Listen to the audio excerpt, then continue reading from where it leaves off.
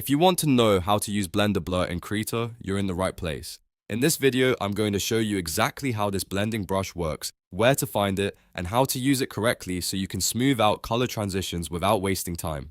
This is a super useful technique for digital painting, shading, and softening harsh edges, especially if you've been wondering why the brush doesn't seem to blend the way you expected. Before we jump in, make sure to hit the like button and subscribe for more easy Krita tutorials just like this. Alright, let's get into it. The first thing you need to understand is that blender blur does not create any color on its own. It does not add paint and it does not magically invent new pigment. Instead, it only manipulates the pixels that already exist on the active layer. That means if you want two colors to blend together, both colors need to be on the same paint layer. This is one of the most important things to understand because a lot of people try to blend colors that are sitting on separate layers and then they think the brush is broken. It's not broken, it's just only working on the active layer.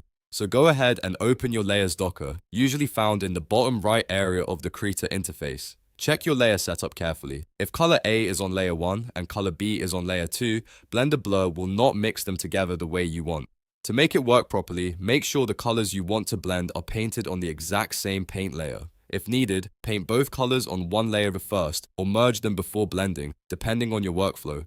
Once that is set up, the next step is to locate the blender blur brush. Open your brush presets docker, which is usually on your right sidebar panel. At the very bottom of that brush panel, you'll see a search bar. Click inside that search field and type blender blur. Krita will filter the brush list and you should see the blender blur preset appear. Click the blender blur preset icon to select it. At this point, the brush is ready to use. Now move your cursor over to the canvas and position it directly over the hard border line where your two colors meet. This is the key area you want to work on. You don't want to start too far away from the seam because the goal is to blend the edge where the colors transition. Once you're in place, use the stroke technique.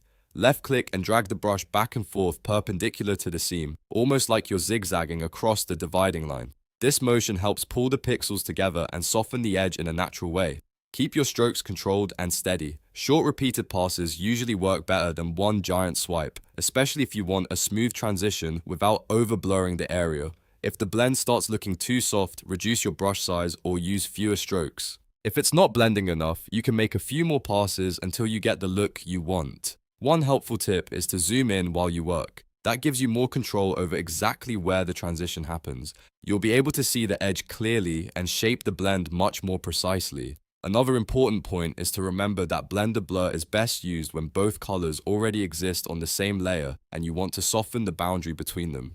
It is not a replacement for painting color from scratch. Think of it as a smoothing and mixing tool for existing pixels. So if you're shading skin tones, blending a shadow into a base color, or softening a painted edge, this brush can be really powerful. And once you get used to the zigzag motion and the right layer setup, the results become much more predictable. So let's quickly recap. First, make sure both colors are on the same paint layer. Second, open the brush presets docker and search for blender blur. Third, select the preset and place your brush on the hard edge between the colors. Fourth, drag back and forth across the seam to blend the pixels together. That's the basic workflow, and once you practice it a few times, it becomes very easy. If this tutorial helped you, don't forget to like the video, subscribe to the channel, and turn on notifications so you don't miss the next Krita tutorial. Thanks for watching, and I'll see you in the next one.